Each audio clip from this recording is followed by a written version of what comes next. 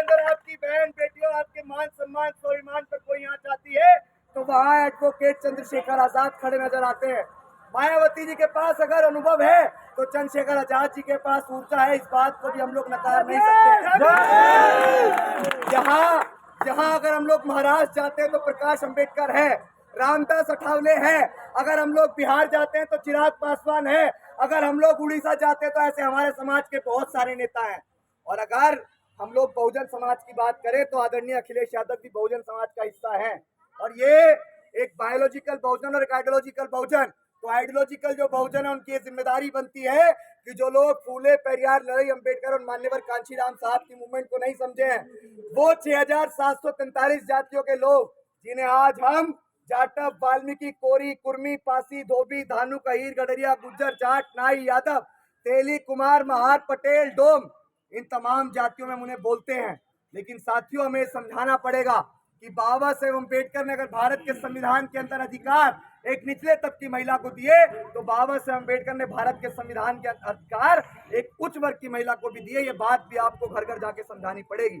ये बात आपको समझाने के पीछे है कि हम उस मनुवाद को मिट्टी में मिला के रहेंगे। जब तक वो मनुवाद मिट्टी में नहीं मिलेगा, ये मनुवाद किसी एक जाति के खिलाफ वाली बात नहीं है। मनुवादी व्यवस्था वो है जिसके अंदर आज भी ऊंच नीच की भावना उत्पन्न है। 1950 के अंदर भारत का संविधान लागू हुआ और उस भारत के संविधान ने कहा कि इस देश में कोई ऊंच और कोई नीच नहीं है, सब समान है। तो आज हम कैसे इस देश में उस ऊंच नीच की व्यवस्था को फॉलो कर सकते हैं? बहुत सारे लोग कहते हैं भैया परमिशन, भैया परमिशन। आप मुझे बताइए कि आर्टिकल 19 और 22 आपको आजादी देता है कि आप किसी भी नुक्कड़, किसी भी चौराहे और समाज के बीच जाके अपने समाज को एकजुट करने के लिए आप लोग सड़कों पे उतर सकते हैं। इसके लिए अधिकार मुझे भारत का संविधान देता है। मुझे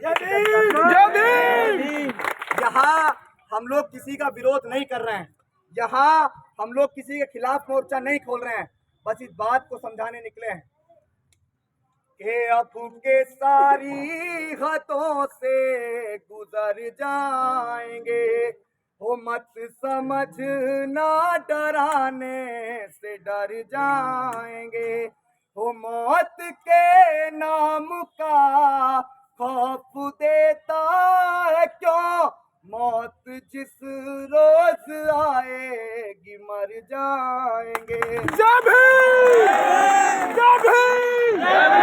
मुझको जालिम का तरफदार नहीं लिख सकते, कम से कम वो मुझे लाचार नहीं लिख सकते, और जान हथेली पर लिए जो बोल रहा हूँ सच, उसे इस देश के बिकाऊ अखबार नहीं लिख सकते। आपसे आज एक बात कहने आया हूँ कि अभी फिलहाल बाबा साहेब अम्बेडकर की मूवमेंट को ये समाज बहुत अच्छी तरीके से समझ चुका है।